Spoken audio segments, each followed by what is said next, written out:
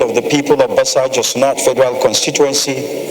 Mr. Speaker, I'm from Plateau State, still insisting the home of peace and tourism. I'm on my feet this afternoon, embodying the spirit of the joint tax project of the 10th House of Representatives to move a motion to lead the debate on a bill for an act to amend the Electoral Act 2022 to make it mandatory for all Nigerians of maturity age to vote on the national and state elections and related matters. I so move, Mr. Speaker. Any seconder? Yes, we feel there are justification for this bill. Please go ahead. Thank you, Mr. Speaker. Mr. Speaker, honorable colleagues, it is an honor to lead a debate on the general principles of the bill for an act to amend the Electoral Act 2022 to make it mandatory for all Nigerians of maturity age to vote in all national and state elections and for related matters, sponsored by the Right Honorable Abbas Tajuddin, PhD, GCON, and I am privileged to act on his behalf, embodying the spirit of the joint tax project of the 10th House of Representatives. My respected colleagues, the essence of democracy is participation, and it is very core. Democracy thrives when citizens are actively engaged in the process of selecting their leaders and shaping the direction of governance. Voting is not only the right, but a civic responsibility. And in many democracies across the world, it is treated as such. This bill proposes to introduce mandatory voting for the Nigerians of voting age in general elections, both on the national and the state levels. It seeks to amend the relative provisions of the Electoral Act of 2022 to reflect the obligations while also allowing for limitation and justified exemptions where necessary. As it stands today, the Independent Electoral Commission, INEC, is charged with the registration, monitoring, and regulation of political parties in addition to the core constitutional mandate of the organization undertaking the supervision of election. The dual role, Mr. Speaker, has increasingly proven to be source of institutional overload, operational insufficiency, and in some instances, perceived partiality, especially during pre-election periods when INEC is expected to make decisions that affect the status and operations of political parties that are also overseen during elections. This challenge is not merely administrative, it is structural. When a single body tasked with both organizing election and regulating the participation in those elections, questions arise about the independence, neutrality, and operation capacities of this institution. The rationale, Mr. Speaker, honorable colleagues, permit me to highlight the reasons this amendment is both necessary and timely. Low voters turnout. Nigeria has consistently recorded alarming low voters turnout rates in elections. For instance, in the 2023 general election, less than 30% of the registered voters participated. This trend undermines legitimacy of election, governments, and weakened democratic institutions. Strengthening civic engagements. By making voting a legal obligation, we will instill in the citizens a sense of civic duty and shared responsibility in the governance process. For global precedents, several democracies, including Australia, Belgium, and Brazil, for instance, have adopted mandatory voting for the positive outcomes in terms of political participation and public accountability. Combating electoral apathy and inducement. Mandatory voting can significantly reduce the influence of vote buying as more citizens will be participating.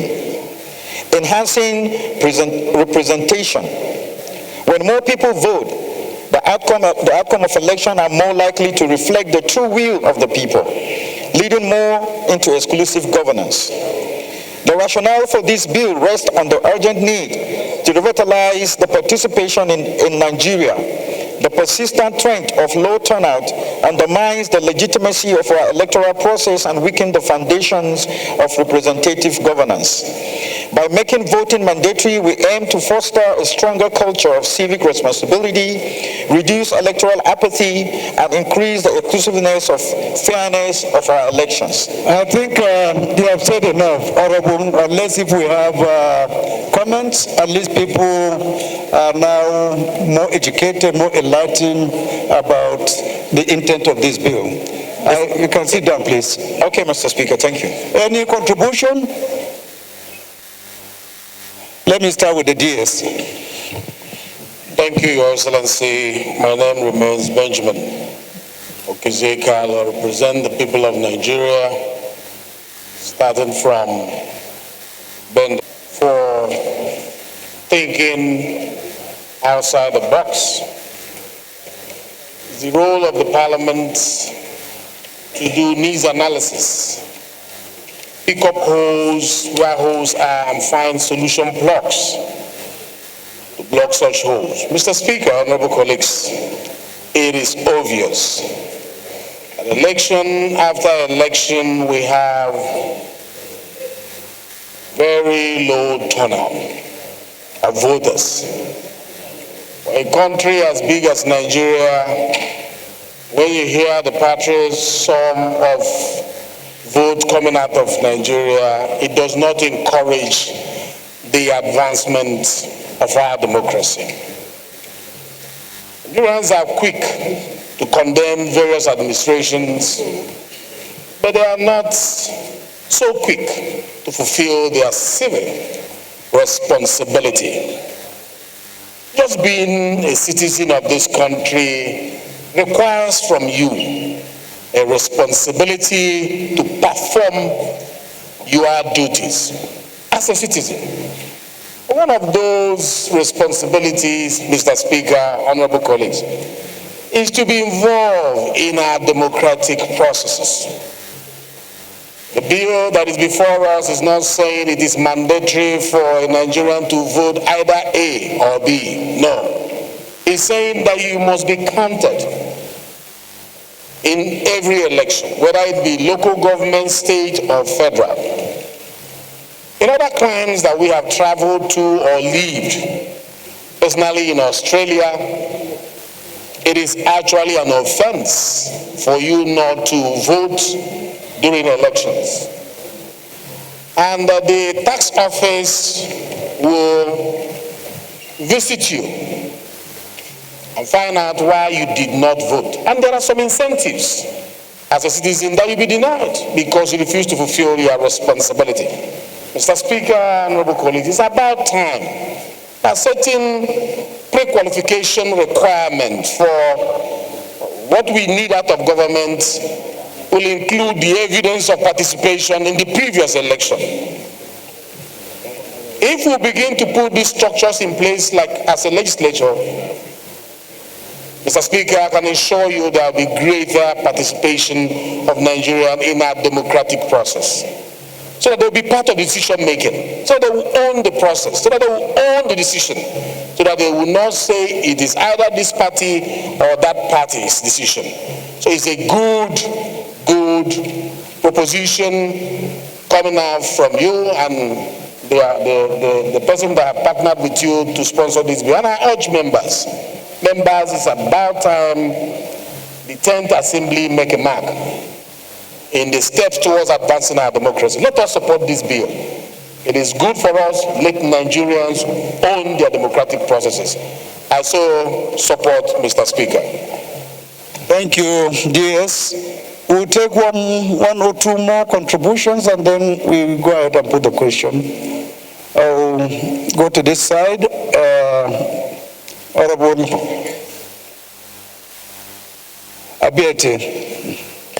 Thank you very much, wonderful speaker, Your Excellency Dr. Basta Juden. My other, I represent Andoni Bobo Nkoro Federal Constituency. I am from Rivers State.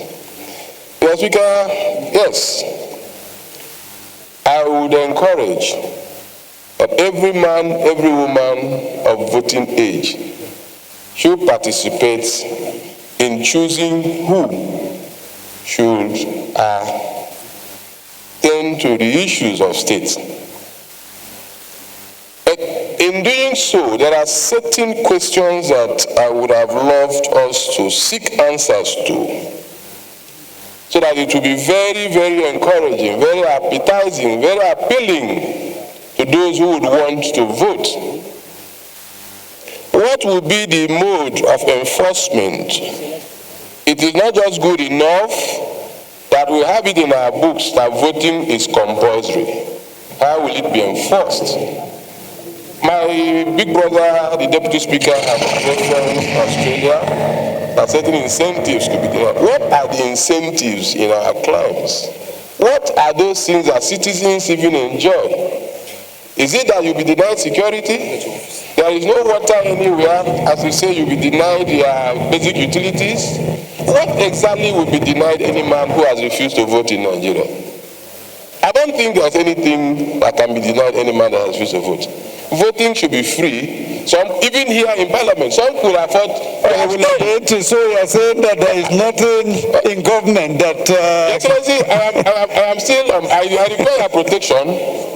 Secondly, Mr. Speaker, can we, in all honesty, tell ourselves that our voter register is clean? In some constituencies, you find Mike Tyson, who is not a citizen of that place, still on the register till today. When we talk about 30% of voters, 30% of what? The voter register is not clean in any way. There's no constituency that you say, this register, yes, there are human beings complete on this. So if we begin to use that as a yardstick to say our participation is low, I think we have questions to answer in that regard. There are people who registered in this country and they're in Ghana, they're in the US, they're in Australia, they're in London. Who will provide the logistics for them to come? If you say it is compulsory, probably you will deny them a renewal of their passports. So how would they get to my village? How would they get to Orokoto to come and vote? Who provides the logistics, Mr. Speaker?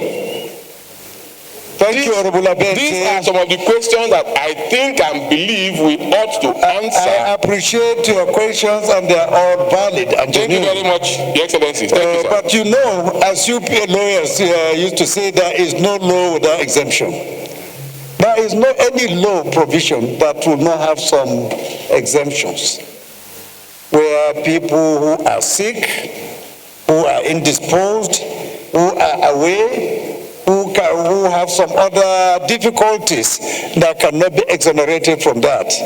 I think it is, but for you to say that there are no incentives in Nigeria compared to other countries like Australia, that there is nothing that a citizen of the country can be encouraged, well, that is the whole essence of you and I. It's a question. Trying to make this country better. We are answering the question gradually, sir.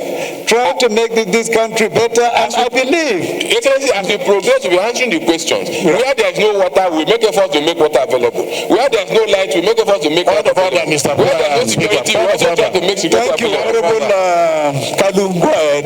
Thank you again, Mr. Speaker. I remain Benjamin Nokizeka from Bende Federal Constituency. Mr. Speaker, I'm from Bende in Abia State. I rise to move a point of order on order 914. Go ahead. With your permission, I wish to read. Go ahead. A member must confine under rules of debate. Member must confine his contributions to the subject matter under discussion. I may not introduce any matter irrelevant thereto. Mr. Speaker, what we are discussing is whether or not it should be mandatory for citizens to participate in an election. It's not whether the country is doing well or the country is not doing well.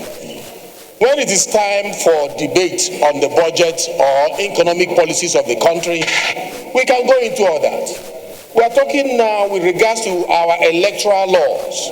Is it good for every Nigerian to show patriotism, that spirit of nationalism, participate in what is going on in your country, not just criticizing? And if you don't participate. How do you correct all those issues that my brother and friend just listed? It is by participating and engaging those people who you think has what it takes to begin to fulfill those national responsibilities, Mr. Speaker, that will be done. It is an injustice to this nation, very unpatriotic, for every citizen who bears our passport, who answers a Nigerian, not to participate in the electioneering process of this country, which is a process of advancing our democracy. There is no other argument that will suffocate that. It's a good bill, Mr. Speaker, and I think this point of order should be sustained so that we can vote. Thank you. Your point of order is sustained. Honorable next should wear a red cap for recognition, immediate recognition. Mr. Speaker, honorable colleagues, I remain Honorable Akarachi Orishema Tosa Etiosa Amadi. Mr. Speaker, I rise to speak on this bill that I deem is a must for this House to support. Mr. Speaker, I speak to you not just as a member representing Mbitoli-Keduru Federal Constituency of Imo State. Mr. Speaker, I speak to you as a Nigerian youth. I speak to you as someone that has gone through the electoral process, someone that has been sent by his people. And I believe that one of the pre-qualifications to run for any elective office is you must have your voter's card. I believe one of the pre-qualifications to have more youths in government and in offices is that you must be a registered voter and you must understand the system. If we do not mandate our citizens, our brothers and sisters to come out and try out the system by means of their right to vote, how do we encourage them to even come and join us in political offices? So this bill is coming at the right time. A time where Nigerians are looking to this 10th house to let the playing field be level for inclusion, for everybody in every corner of the Federal Republic of Nigeria to come out and exercise their voting rights. Mr. Speaker, there has been some wrongs in the past that has made Nigerians not comfortable with the political system. But I believe that there must be a day that will mark the day of change. And I believe that with this bill, seeking to make it mandatory for our brothers, our sisters, our sons, our children, our fathers, those that for some reason before now have had apathy to come out to vote, to say that it is time. We are being mandated by our representatives to make sure that we register to vote and we exercise the right to vote. We must lend our voice. We must support this bill because this bill is one that stands for democracy of Nigeria. This bill is one that stands for fairness for every quarter, every demographic that has reached the legal age to vote to come out and vote.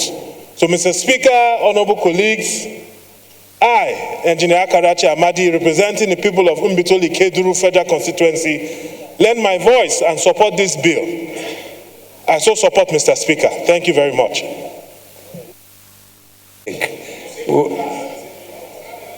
But you are not wearing a red cap now.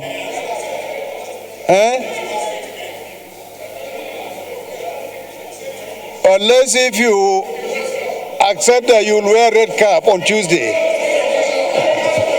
Order. No, let's allow him. I made a promise. Let me keep it. Thank you very much. But please be brief. Thank you very much, Mr. Speaker. Eset is my name, speaking for the good people of Uyo, who ran Nsiratai and Ibesiposutan Federal Constituency. The only state from Akwa Ibom State, the only state you can see in the Nigerian space flying. Mr. Speaker, while I thank you and other sponsors of this bill, that is a good bill, it's a wonderful one, but I have some reservations, Mr. Speaker. We are trying to put something on nothing. It is not the problem mandating citizens to vote. There is no problem making it compulsory for citizens to vote. But a situation where citizens have lost confidence in their vote, it becomes a problem, a very serious problem. And as such, Mr. Speaker, while we are making a law to make voting compulsory, we should also make a law that will make the votes of citizens count. The last election, Mr. Speaker, we can all say without shying from the truth, INEC chairman and all the INEC officers went around the country carrying out campaigns that their vote will count, giving all sorts of promises, and at the end, we saw something else. So while we are the mandatory voting, point of order, Mr. Speaker. Let us do the needful. Where's your point of order? Yes, please. Mr. Speaker, Mr. Speaker, our debates have rules. Mr. Speaker, these rules are found in Order 9. And it is these rules that will make us deliver on the subject matter the way the House expects us to talk when it comes to issues before the Parliament. This, again, is way outside the letters and the spirit of Order 9.1 sub 4. We must confine our debate to the subject matter. Mr. Speaker, with due respect, this debate, once again, is outside the scope of the expectation of Order 9.1 sub 4. So let us restrict ourselves. And if you can, Mr. Speaker, put the question. Thank you. Thank you. Point of order. Point of order. Thank you. What he's saying is not too far away from the subject matter. It's just that we need to understand that for us to deepen democracy and extract the commitment of people, we have to make them part and parcel of the election process. Point of Not order. everyone has that responsibility of feeling himself that he is part of the election, either for or against every leader. Once you have that, it will create more consciousness and more commitment to whatever you do. And you hold your leaders more accountable. So please, what you have said is noted. And I'm happy that you didn't say it is not a good thing to do. It's just that you are saying you do not see, you have observed that a lot of people have lost confidence in the country. And this is one of the areas that we can restore the confidence of people. Because if you know truly you participate in election, you'll be more committed to the leadership and you hold the leaders accountable for that vote that you have given them. So thank you for the observation. It is noted. Honorable Gali, you are the last one that will consider. I represent Alabasuga, Jing Federal Constituency, Mr. Speaker. Mr. Speaker, I'm from Kano State. Mr. Speaker, I would like to thank the mover of this bill. This is one of the best and unique bill we ever had in this year. Mr. Speaker, in other climate, they have simplified the way of voting, and everybody participated by simplifying it. You can vote from your home. But I will add to tell our electoral commission to also simplify the way we vote so that people will be motivated to participate in that voting. At the same time, Mr. Speaker, I'm of the view that people must participate. We have to compulsorily make people to vote. In fact, we have to even add to reprimand those ones that are intentionally absconding from voting. Thank you, Mr. Speaker. Thank you very much, Dr. Gali, for your contribution. Those against you say nay. The ayes have it. This bill is referred to the Committee on Electoral Matters for further legislative action.